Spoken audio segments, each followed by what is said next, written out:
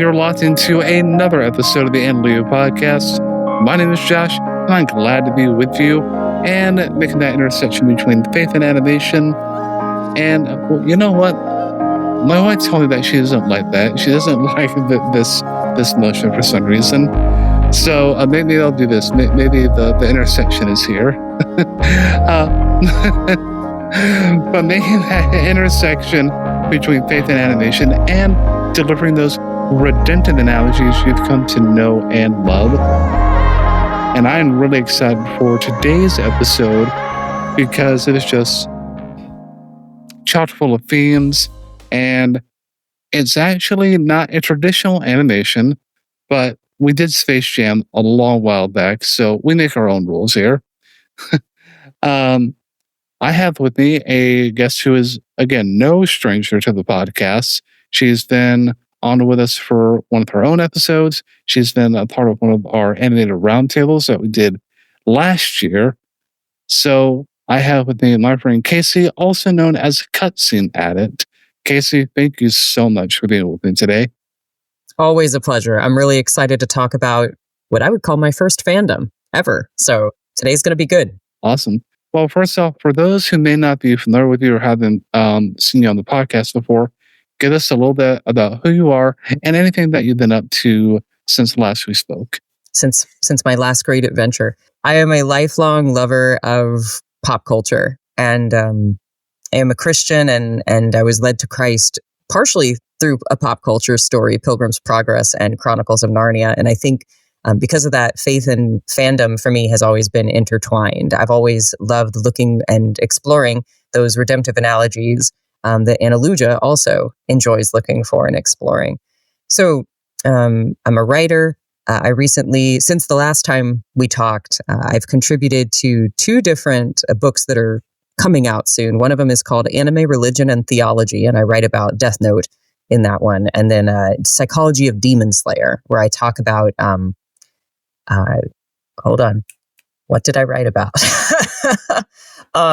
It's what is it called? Desensitization. It was how we can become desensitized to evil or to violence or to immorality, and then how we counteract that with empathy through Demon Slayer was what I wrote about. And I have a couple other pieces that are out there in the works. I do cosplay on the side under the name Cutscene Addict, and I do voice acting as well. So I stay busy. And I just finished my master's in media psychology. My capstone project was actually on Christ archetypes in Japanese media. So I talk about Vash the Stampede, which I know we discussed here on the podcast not too long ago. And I talk about Shadow, actually, who's one of the characters in the story we're talking about today. Amazing. And as I've always said previously, you're just a Jan of all trades, it seems like. I like a lot of different things. I really, really love sushi as well. So sushi, writing, cosplay, anime, video games, you name it. I enjoy it. Well, I don't want to belabor the moment any further. I want to get right into our topic today that you had chosen. And first off, as I said before, this is not a traditional animated film, but it does kind of fall in the lines of the animation style between live action and 3D CGI animation. So, Casey, what are we going to be talking about today? We have a lot of different things to talk about. Opening it up, I'd really like to just discuss our history with the Sonic series, because I think one of the things that's cool about this movie, we're talking about Sonic the Hedgehog 3, which is the American live action adaptation, but I think it counts partially as animated because half the cast are animated in a way. So yeah. I think we can talk about it as an animated film as well. But Sonic is something, I mean, it came out in 1991, which I assume is our generation, both our generation. Yes. We grew up kind of seeing Sonic. And what was your first interaction with or awareness of the Sonic series? So with the Sonic series, I'm trying to think if it was the Sega game or the first series in the early 90s, because there were two series, if you recall. We're going to have the lighthearted, comical, slapstick Sonic. And then we had Sonic Hedgehog. So they didn't change like the name of the series, but it was a lot more edgier than the original. And then they had like Sonic Underground, which is even edgier than that. Not necessarily inappropriate, Yeah. but it was just a little bit darker, a little bit more serious. But I would have to say my first introduction was on the Sega, so playing the Sega console with the first Sonic. So run around all those loopy loops, the Emerald Village, everything like that. And then I think there was something for the GameCube. I know there is Sonic games for the PlayStation. I haven't played yet. I think Sonic Legends is the newest or most recent one available and that I'm really interested in. So mainly my familiarity with Sonic has been through the video games and the TV series. Very similar to you, actually. So I first encountered Sonic, I want to say it was at Blockbuster.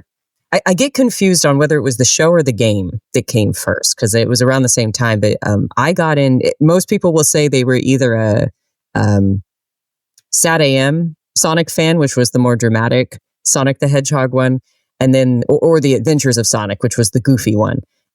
I got exposed to the Adventures of Sonic. So it was the sillier one. It was on the Disney Channel. So when you went to grandma's house and she had the Disney Channel, you got to watch Sonic. It was kind of a special treat. And then Blockbuster had a couple of the episodes there for you to rent as well.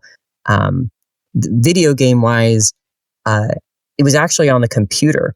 They had released a box collection, and it was Sonic. I want to say it was Sonic 3 and Knuckles, Sonic CD, Sonic R, and Sonic 3D Blast, I think is what it came with. And so that was my first. Do you remember those? Yeah. Yes. It's like, we're going to take a little nostalgia trip down memory lane today. So game and animation wise, that was kind of my first exposure. And then it kind of grew up with me. It was the first series I would consider like a fandom, where I got really into the lore and the fans and the culture. My first website I ever made was a Sonic fan site way back in the day. And this movie that we're talking about today was based on a game that came out on the Sega Dreamcast, and then was later re-released on the GameCube under the name Sonic Adventure 2 Battle. Did you ever play that one, or are you familiar with that one? I think that one is the one that I may have played on GameCube. Again, it was a very short-lived time with that console for me, anyway. Because I've always been a Sony PlayStation guy, I guess.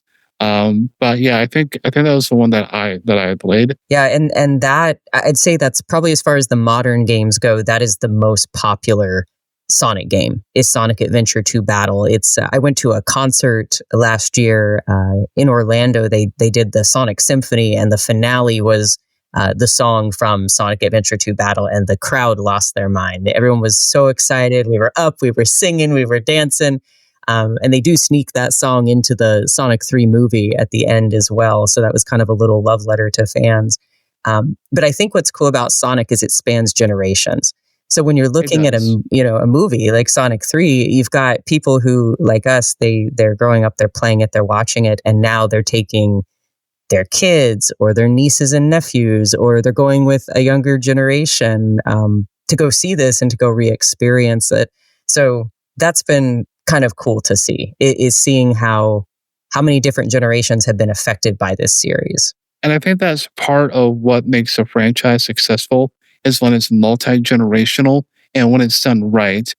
So I'm in favor of adaptations and remakes, as long as they're executed well.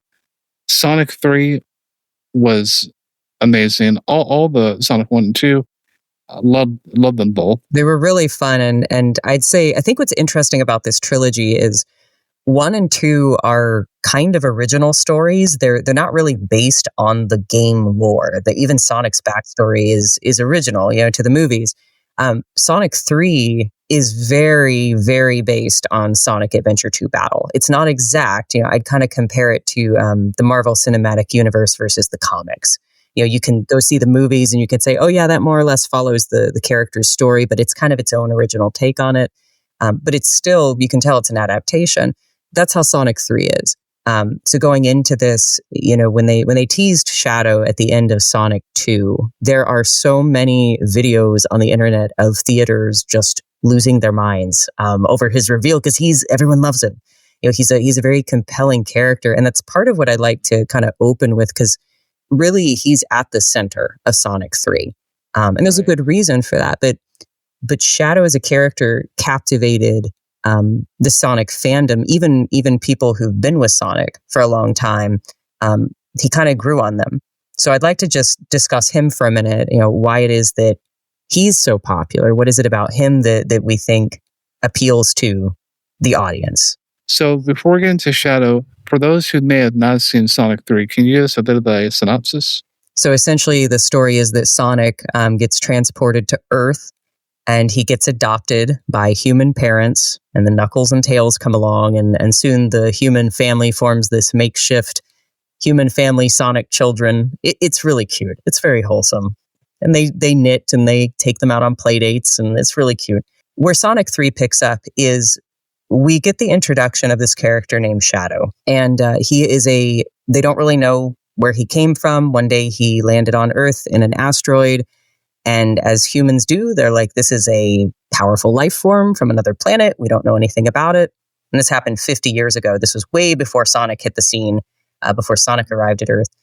So the humans, they take Shadow into a lab. They start experimenting on him. They try to figure out, what makes him tick. Where does his power come from? How does he control chaos energy?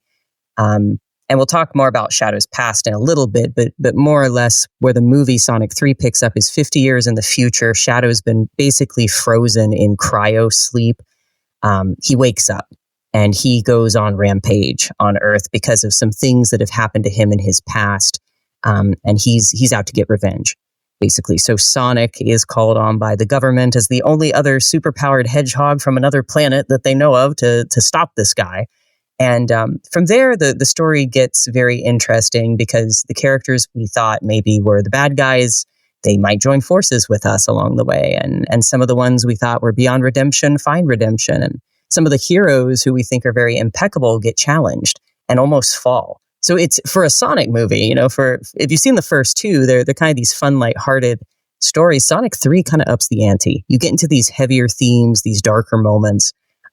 But I'd say ultimately it's a story about the power of love, is what I would say it boils down to, and how love leads to redemption and leads to forgiveness and leads to salvation. Yeah, one of the very big themes in Sonic, and I guess one of the negative themes, is this whole thing is what is driving you. And as you said, for Shadow, it's revenge that's driving him. It's what had happened in his past. Without going into too much detail, again, he befriended somebody that was very dear to him. Something tragic happened that resulted in the loss of that person. And he's let that experience define his purpose, essentially. Mm-hmm. And his purpose is to hurt people like they hurt him. Mm-hmm. And I think, unfortunately, in our society, in our world, some people are like that their only purpose is to, I need to hurt people because they hurt me, or before they have a chance to inflict emotional, physical harm for whatever reason it might be. Now, on the flip side of that, we also have Sonic, and I think, isn't it Thomas who is like the dad figure? Tom is what they call him, Tom. So Tom, in the beginning of this film, he tells Sonic that, don't let your mistakes, don't let your choices define you. That doesn't define, what's in here. And Sonic, responds comically, "Oh, my lungs." Yeah. It's like, it's picking your heart. And that's one of the main themes here is your choices. Yeah, they carry a little bit of weight, especially if you make them repeatedly the same one over and over again. Yeah. But your mistakes don't define you.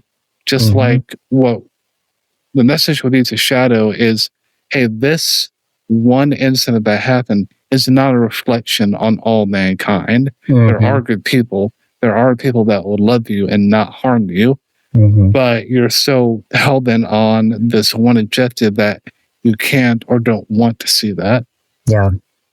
And I think kind of to your point, I think that's one of the reasons that Shadow made such a big splash when he hit the Sonic scene, because and the games are different than the movies in a few different ways, but the story's more or less the same.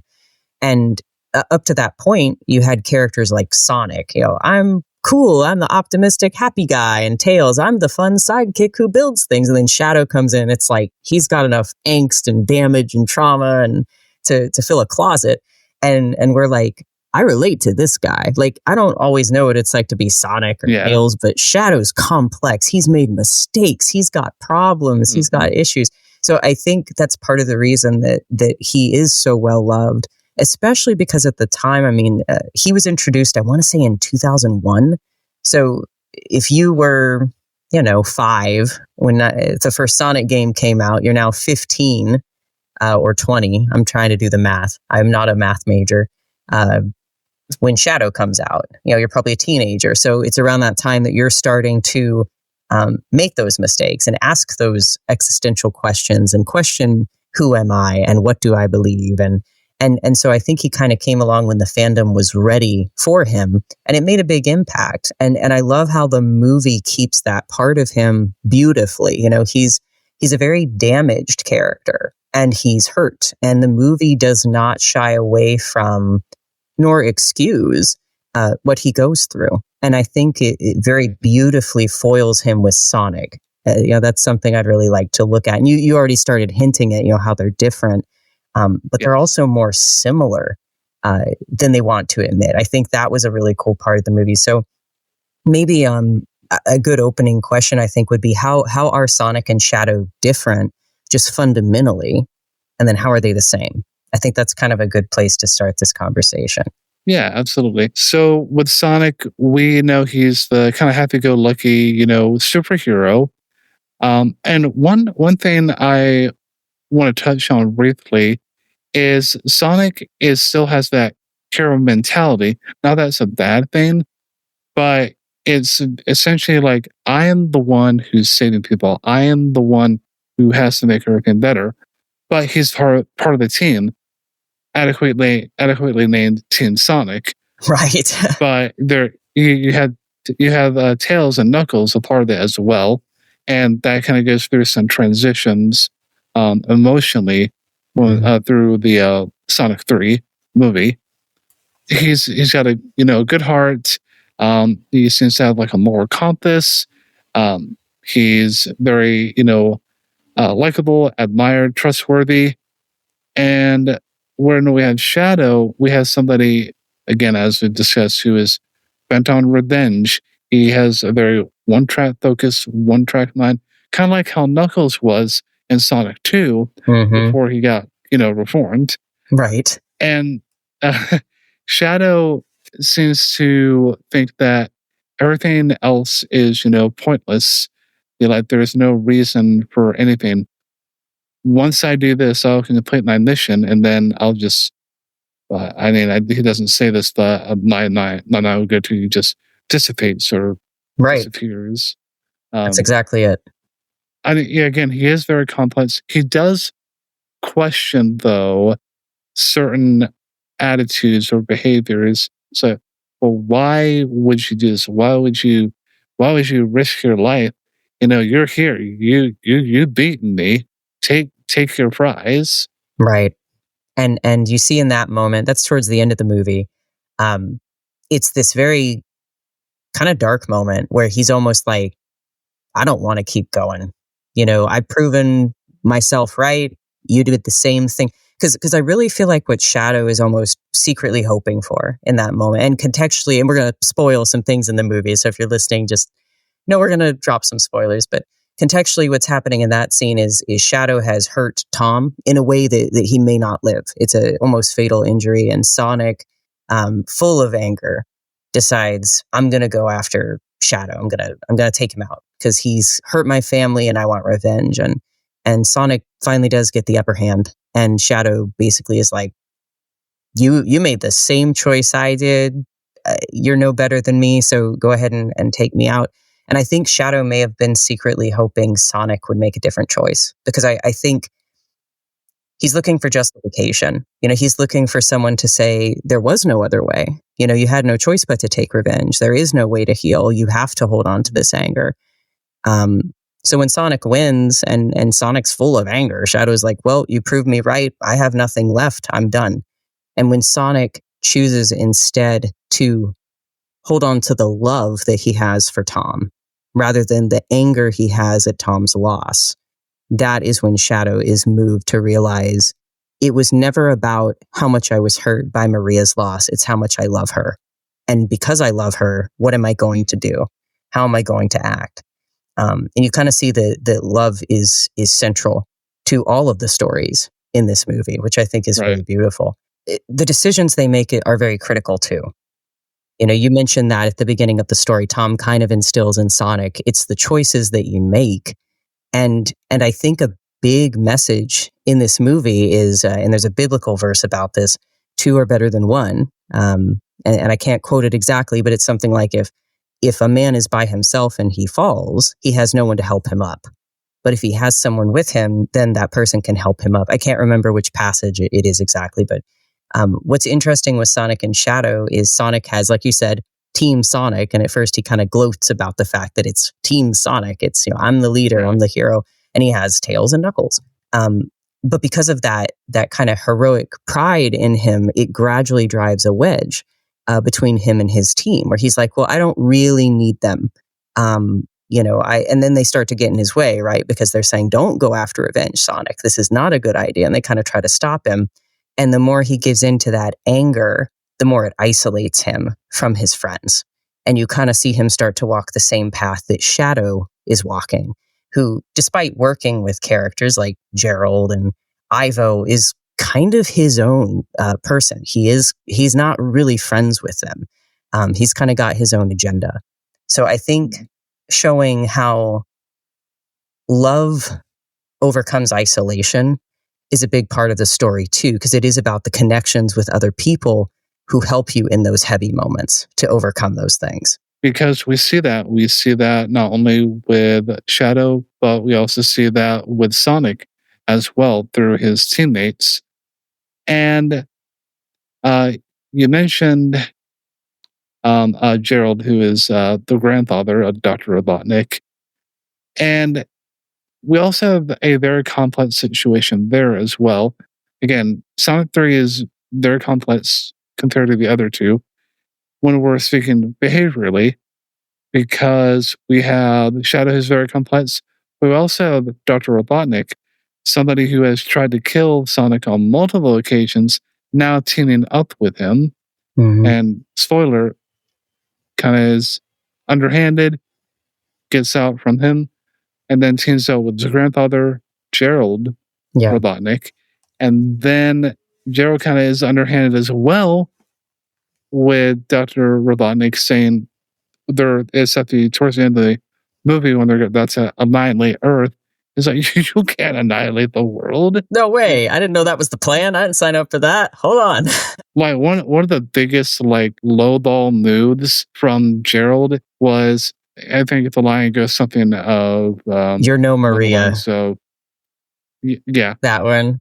Yes. But also he says to Dr. Robotnik, humankind has failed experiments. If anything is an example of that, it's you. I'm like, oh man. Yeah. I love how the movie, and it does it mainly through the lens of comedy. So it's funny until it's dark.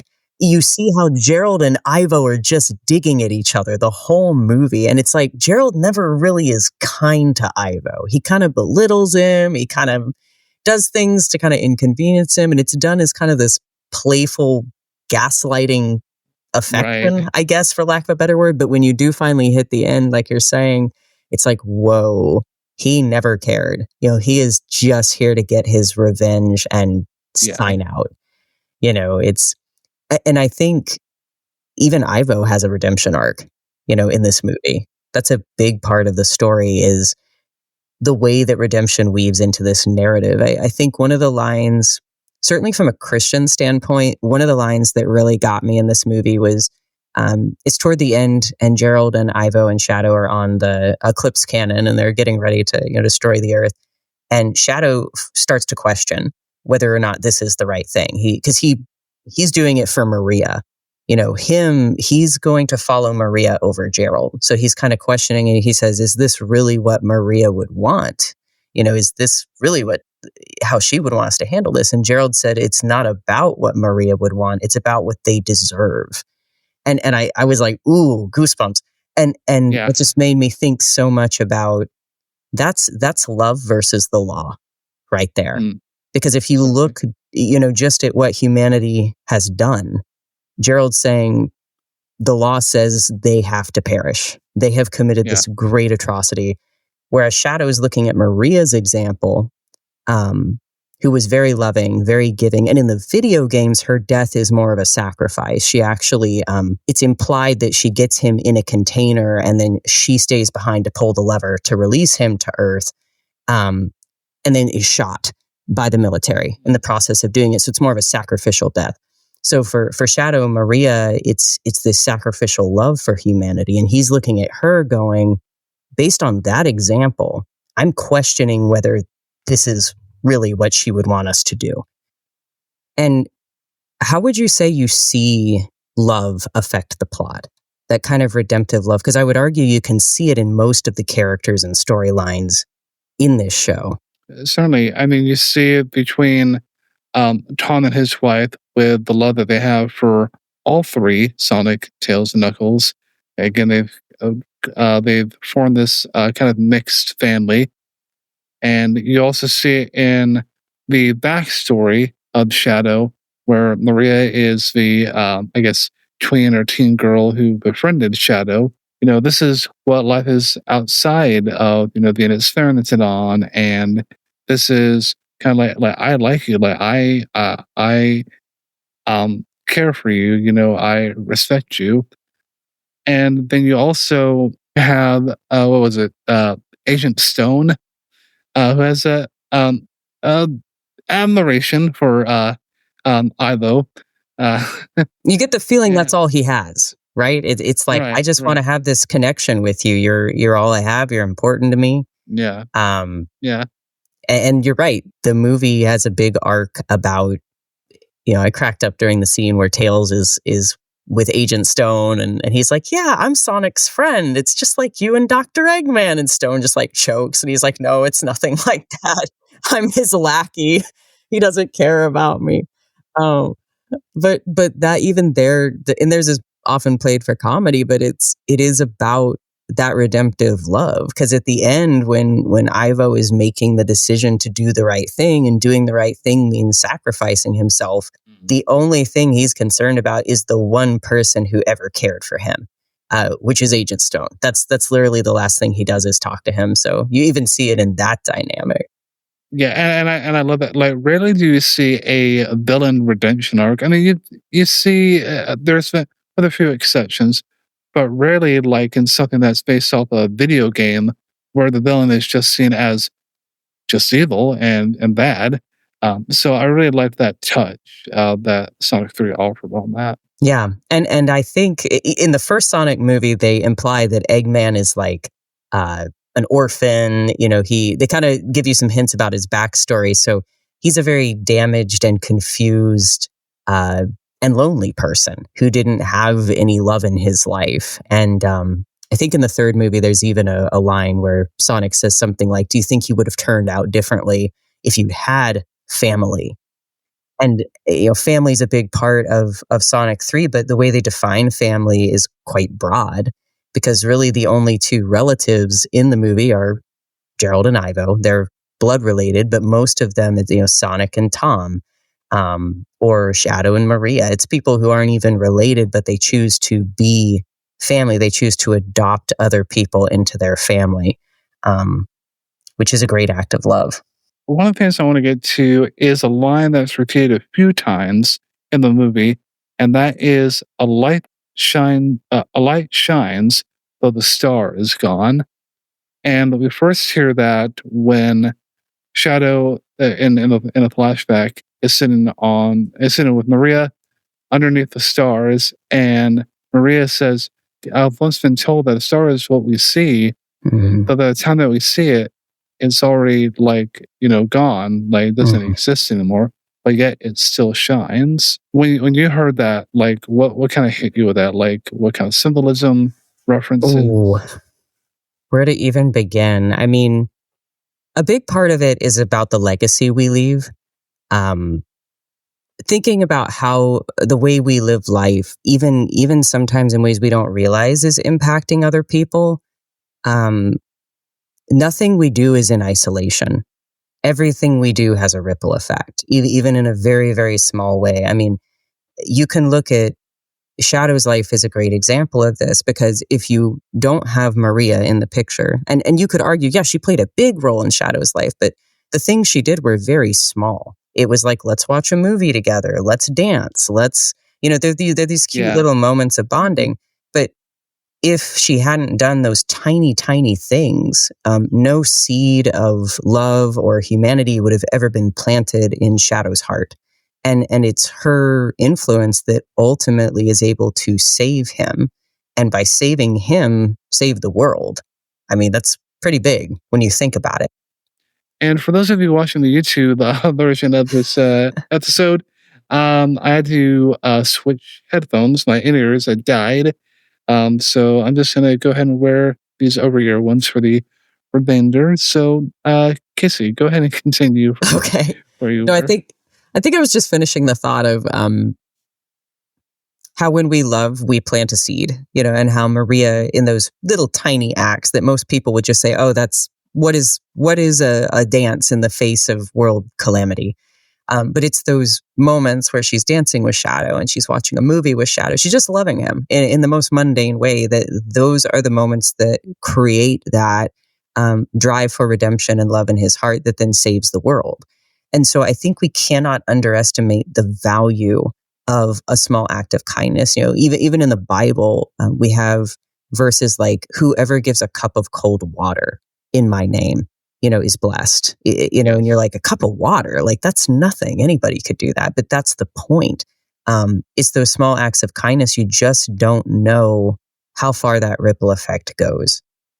So I think the idea of the star is there, even though it is passed on. That's a great example. That's part of where my mind went when I was thinking about that. What about you? What kinds of things were you thinking about? So, kind of along the lines of what you had said with the idea of the legacy, because kind of going off the verse that you were mentioning, it gets a cup of water, kind of being the least of these.